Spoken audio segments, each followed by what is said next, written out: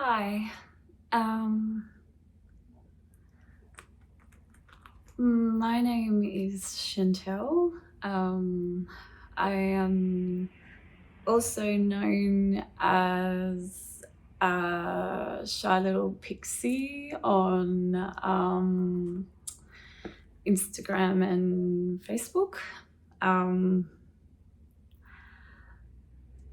am quite nervous. Video is quite out of my comfort zone, but I would like to contribute, and I am thankful that Katie and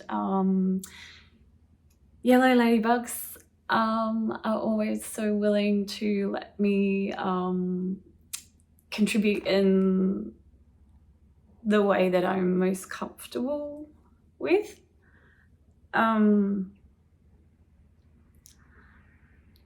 So I am late diagnosed autistic about 2 years ago at the age of 41. Prior to that, I had an extensive journey since about 11 with significant mental health issues, hospitalizations, inability to cope with the world. Not long after my autism diagnosis, I was then also diagnosed with ADHD, inattentive. As many people are aware, those two conditions do commonly co-occur. I think it's something like 80%, so it's quite a significant statistic. And they fall under the neurodiversity umbrella, so I suppose it's not surprising in that regard.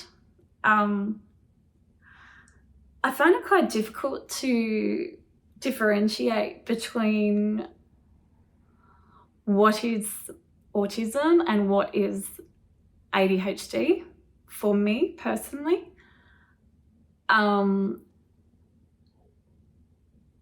only way I have found to describe ADHD is, I said to my psychiatrist that it is like there are a million soldiers running riot in my head in all different directions, and I cannot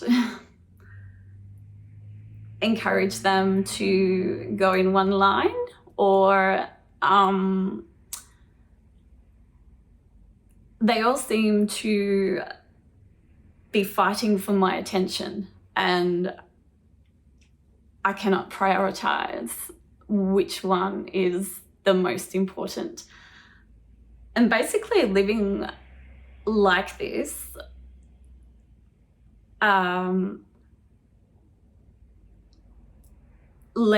has basically, the only real way to describe it is a level of daily chronic overwhelm. I still do write a million notes for myself.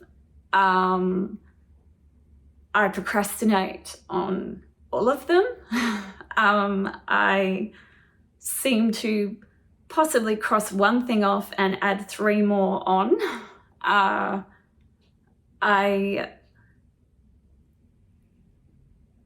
become very overwhelmed very easily. I cannot focus my attention in the right direction, I suppose.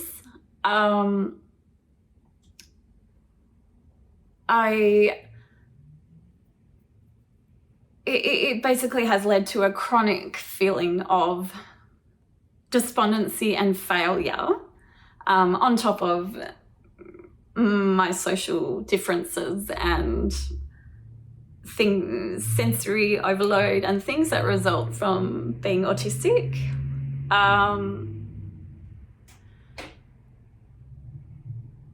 Yeah, I suppose it has had a very negative impact on my mental health, purely because I was unaware of it more than anything. If now that I am aware, I am better able to rationalize and justify that it is not a personal failure as such. It is just a part of my neurology and a part of how my brain processes things. I have recently started in the last few months on medication. Before I discuss this, I would like to make it very clear that I am not a health professional. I have no qualifications in this area. I can only speak from my own experience.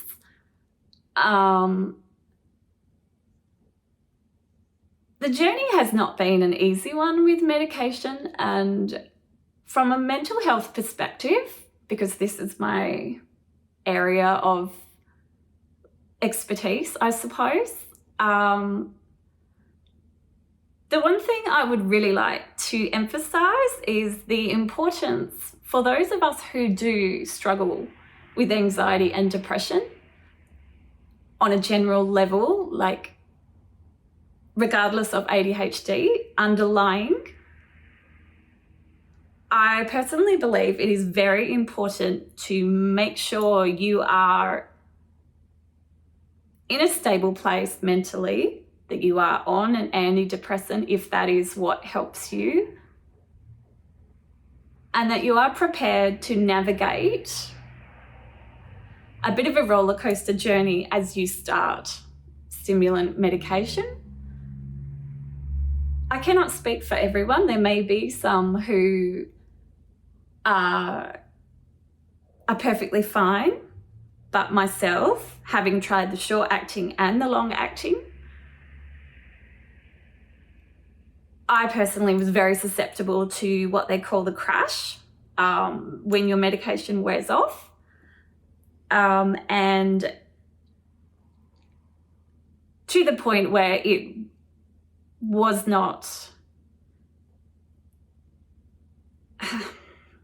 hard to weigh up the benefits against when it was wearing off, and I was ending up sitting on the kitchen floor at the end of the day crying, massive anxiety.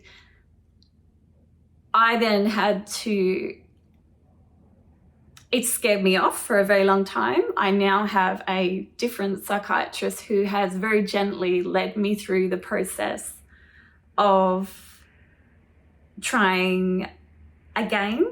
And I will say there are massive benefits. I do feel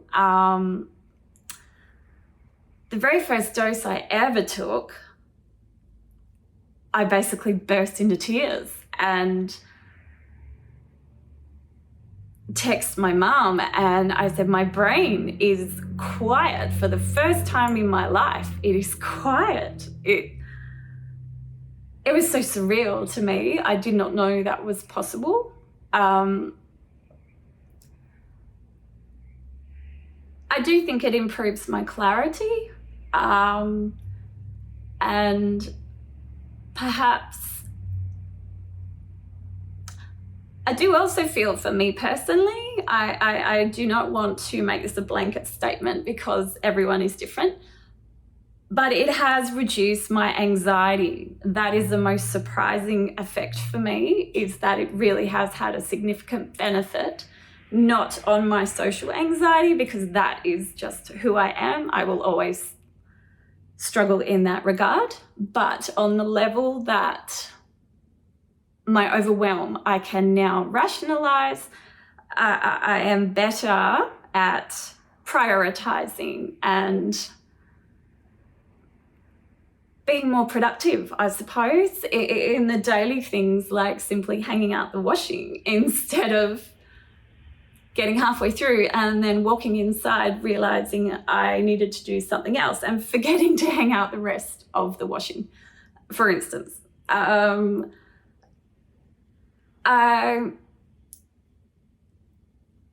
The other thing in regards to medication, I would like to emphasize that, once again, for those of us who are more sensitive,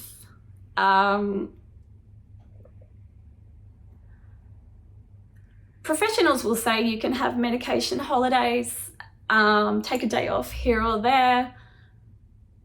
Personally, I have not found this to be the case. I have found my mood drops, anxiety rises significantly. I treat my medication in much the same way as an antidepressant. You need to take it roughly the same time each day and not to skip it. But having said that, this is only my personal experience. I just, in my long journey of mental health issues, this is one thing that struck me very quickly. And therefore I would like to really emphasize this, just as something to keep in mind for those who may be considering medication also. I am quite nervous. I do apologize. I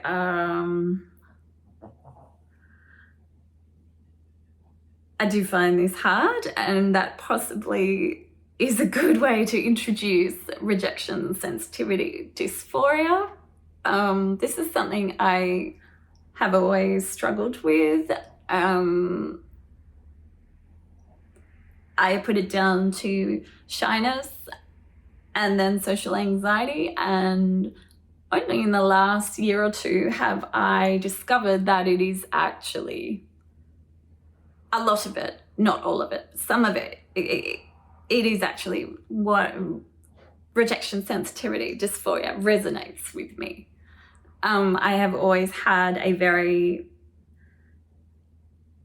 desperate kind of need to be liked, not to be popular in any sense. I never wanted that level of attention, but certainly not to be hated. And any minor sign that somebody was annoyed with me or did not like me, I become very fixated on how to repair it. I cannot let it go. It is like an obsessive loop in my head. I take it on board as a very personal rejection. I feel gutted in my stomach. I cannot focus on anything else. I then feel that this one person, everyone connected to them, then hates me also. It is like a contagion effect. I quite clearly remember my dad saying to me at 15, "Not everyone will like you, honey. This is human nature." And whilst I understood this on a rational level, my brain could not compute it. I still cannot compute it. I don't even understand why much of the time, but I feel perhaps it falls back into the fact that for the majority of my life, subconsciously, I have always tried to blend in, not to stand out, to be accepted, I suppose. So any little slight or rejection or anyone becoming annoyed with me, all those things that do naturally happen in life with everybody, I think I see them as evidence. To my brain, it's like evidence. You don't fit in. You are different. they don't like you. I have become very hypervigilant from a very young age at overcompensating to prevent this rejection. I will be too nice to people. Not that I don't believe what I compliment them on, but I go out of my way to be as nice as possible to prevent this rejection. It also, times when I have been confronted by other people, I just shut down. I cannot speak. I cannot even apologize, even if it wasn't my fault.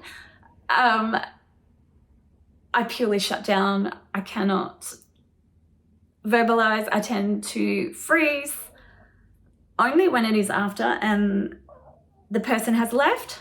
Then I tend to fall apart. I melt down badly. It is a very visceral, physical, gutted, shaking, panicky, right to the core of who I am, basically. It is like my brain saying, see, you are different. You are not accepted. And you know, I want to emphasize here that I don't believe it anymore. I have reached a point where I am actually quite secure in being different. I am secure and open about being autistic and having ADHD and even having severe social anxiety that prevents me from leaving my home much of the time. I am very open about all of this. But that little girl inside of me still hangs on to that belief, I suppose, that because I did not understand, I feel perhaps if I had my diagnosis younger, perhaps I would have had a stronger sense of self and self-esteem. I'm kind of going off tangent here. Basically, what I'm trying to say is my description is not what I believe. I think it's perfectly okay to be different, and I really do advocate that we all embrace who we are. Autism, ADHD, executive functioning struggles, anything that makes us different